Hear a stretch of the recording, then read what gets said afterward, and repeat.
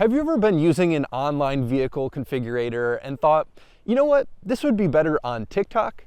Which Kia do I want? Not that trim.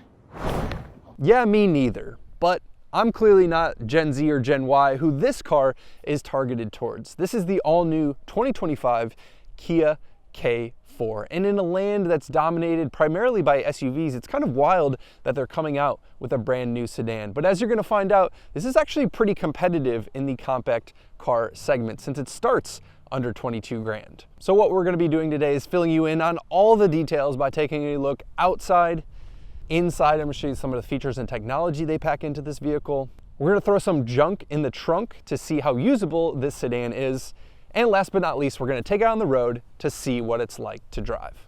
Design is a word that the product engineers used a lot when they introduced this car to us. And that's because, according to their research, the buyers of these vehicles are really looking for something that they can look back at and have a unique styling. Would love to know what you think in the comments below about the looks of the K4. Certainly looks closer to the K5 than the old Forte, that's for sure. It's also worth noting that we're seeing this here in the GT line, which gets some unique styling like front and rear bumper and also some 18-inch wheels amongst other things. But this is also seen here in Morning Haze, which is sort of a non-metallic gray and sort of a color that you see a lot on Kias these days. Let's talk about what propels the K4. Well, you have two different engine and transmission options. This is a 2-liter naturally aspirated motor that makes just under 150 horsepower. There's also a 1.6-liter turbocharged motor that makes around 190 horsepower. We're going to be driving both today, fortunately, so we'll be able to see the differences. Another notable difference is the fact that this naturally aspirated motor comes with a CVT transmission, whereas the turbocharged motor comes with a traditional 8-speed transmission. So whether you're somebody who doesn't care much about what transmission you have, or if you really don't like CVTs, you can step up to the turbocharged motor and avoid that. Now, of course, the other thing to mention is fuel economy and efficiency. This naturally aspirated 2-liter motor gets 29 city and 39 highway. It's pretty fuel efficient. In terms of the type of people that Kia is trying to attract with the K4, it's people who really value technology. That's really where they are trying to set themselves apart from some of the other competition here. And it really starts all first with this combined 30-inch screen, as they claim. It's really a few different screens stitched together, but everything from the gauge cluster all the way through the infotainment is actually a really nice quality screen, great black levels, and the menu structure is excellent as well, easy to get around, very intuitive. That's something that Kia is doing very well and something that they do better than things like the Honda Civic, which is a great car, but frankly lacks a good and modern infotainment like this has. Even though you have a giant screen here, not everything is operated through the screen, which is really nice. You get some home buttons here for things like your map, your media, your setup. You also get physical buttons for your temperature and HVAC control, which is nice. Same thing here with your heated and cooled seats. It's all very straightforward. The other thing worth noting is they're trying to appeal to a younger generation with some customizability here. They've actually introduced an app store in their infotainment here, and they're launching with the ability to purchase themes for 30 of the different NBA teams. So if you're into the NBA, you can come in here, choose your team. It's going to give your car that sort of theme. They're just trying to come up with new and creative ways to appeal to a younger generation. Now, even though they're appealing to a younger generation, all of this is very usable. As I've already mentioned, you get a physical shifter. There's plenty of space in here. In terms of the qualities and materials, I would say this is on par roughly with maybe a Toyota in terms of build quality and the type of material that they're using. I do still think that Honda Civic is a little bit higher in terms of quality of materials and perhaps build quality, but that's by no means a knock against this design-wise. Especially the steering wheel is really cool with the two-tone option here, and it's a bit of an oblong shape. It's not exactly totally round, but it does somehow work and give it kind of a unique flair.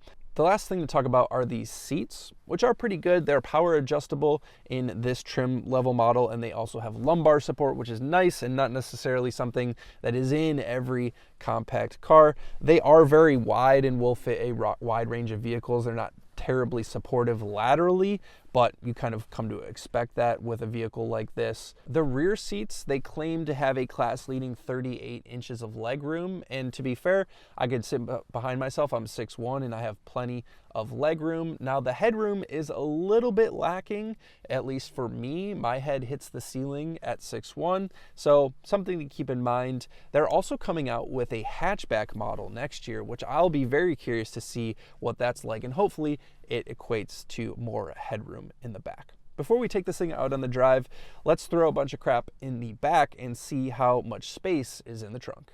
Now this is, after all, a sedan, so fitting a bike like we usually do was never going to be easy. That said, I did get my hands on a somewhat folding e-bike that weighed about 80 pounds, by the way, to see if I could somehow cram it in. To my surprise, it fit. It wasn't easy and it took some shimmying, but I will give the K4 points for a fairly large rear opening in terms of sedans. I'd really like to get my hands on the hatchback version coming out next year to see how much better that does in the bike test. As always, if you enjoyed this content, please make sure you're hitting that subscribe button and leaving a comment below so you don't miss future videos.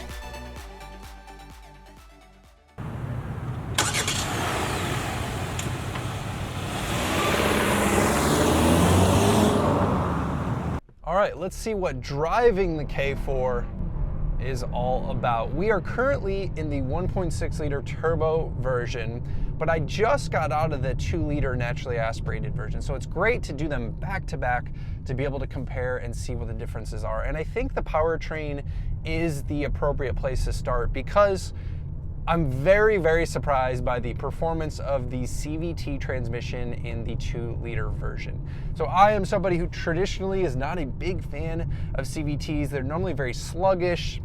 You know, they drone at 1 RPM. They're rather annoying. Things like the Crosstrek, for example. Great vehicle, but the CVT in that is fairly awful. So that was kind of like the notion I had going in. What's so surprising about the CVT tuning that they've done in the K4 is how quick it is to respond. And in fact, I think it's actually quicker to respond than this car with the traditional 8-speed. And when I say quick to respond, what I'm talking about is being completely off throttle, like I am now. So completely off throttle, and what I'm gonna do is stab the gas, put my foot to the floor, and we're gonna see how long it takes to respond. So there's a bit of a delay there, right? It's got a downshift, then the turbo has to spool up, et cetera, et cetera.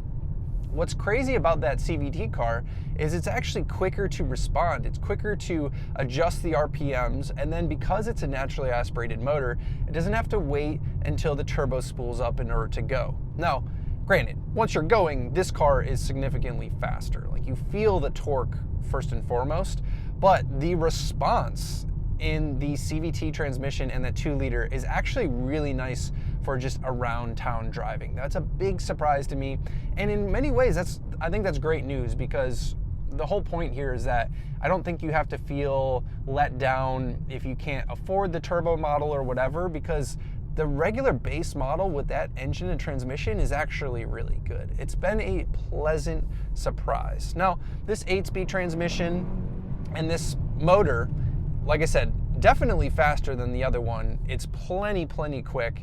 In fact, I think this is like kind of the perfect power level, 200 pound-feet of torque for this sort of chassis.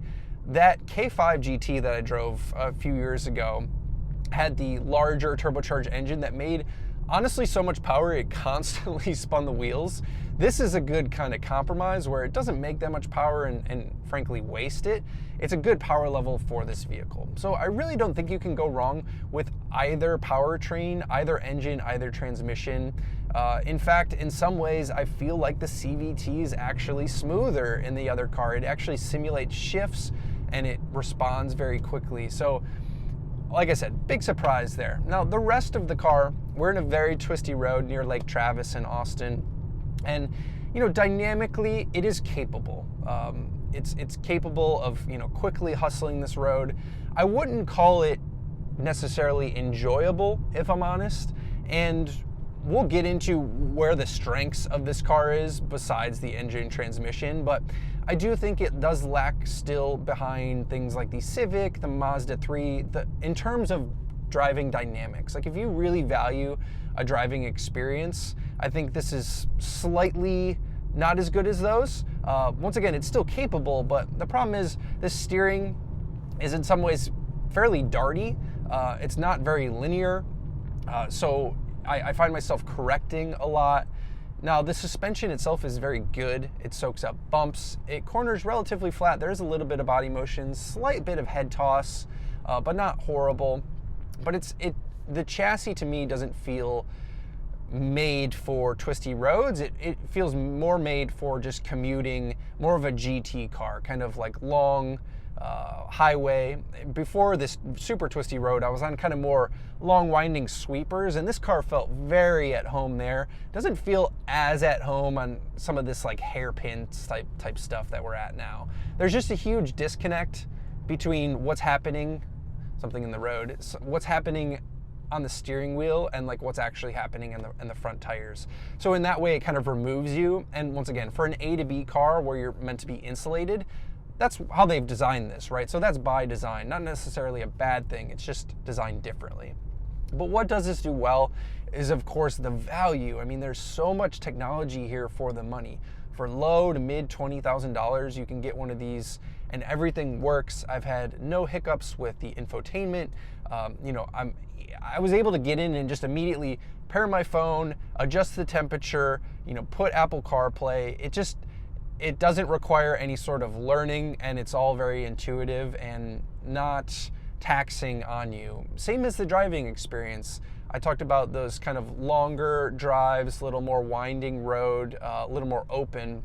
It's so good for that. Your brain can kind of just turn off. It's a relatively insulated experience. There's a fair bit of tire noise, but really quite low for the class. And the wind noise with this acoustic laminated glass is actually really low. We're in Texas, so it's always windy here. So, this car, just to sum it all up, is once again for somebody who wants a good value in vehicle, likes technology, and just really wants something kind of comfortable and economical, because it gets fantastic fuel economy at close to 40 miles to the gallon with the 2-liter motor. It's, as I mentioned, the suspension is actually pretty good. I would love to feel what this is like on kind of some smaller wheels with some more sidewall. The suspension is very compliant, but some of the harsher bits of road, it can be a little bit jarring, but overall it's very well composed, very well damped. And I think the biggest surprise for me is some manufacturers will create a car in just to satisfy a class of vehicle. This is, their compact car class, but they don't put their best engineers. They kind of just like, whatever, here's a car. You can tell that they put a lot of thought and engineering into this car and a lot of resources. So it's not just kind of a thrown together piece. It feels very holistic, honestly, in its approach. And once again, if you're the target demographic who is not necessarily canyon carving, and let's be honest, most people in this class are not, but you value the technology, you value the comfort, and you value the affordability, I can see why you would be interested in this product. Frankly, it's very competitive in the space compared to other things that I've driven. So, full disclaimer here, Kia flew me to Austin, put me up in a hotel, is allowing me to drive around the vehicle, but these thoughts are completely my own. They're not paying for a review by any means or any stretch of the imagination. So, but do just want to disclose that they did fly me out here. So, like I said, I think for the appropriate party, definitely worth a look if you're looking in the compact car segment, and for the money, a lot of car. If you made it this far in the video, guys, thank you very much. I appreciate it. Consider hitting that like and subscribe button if you did, and I look forward to hopefully seeing you on the next one. Peace.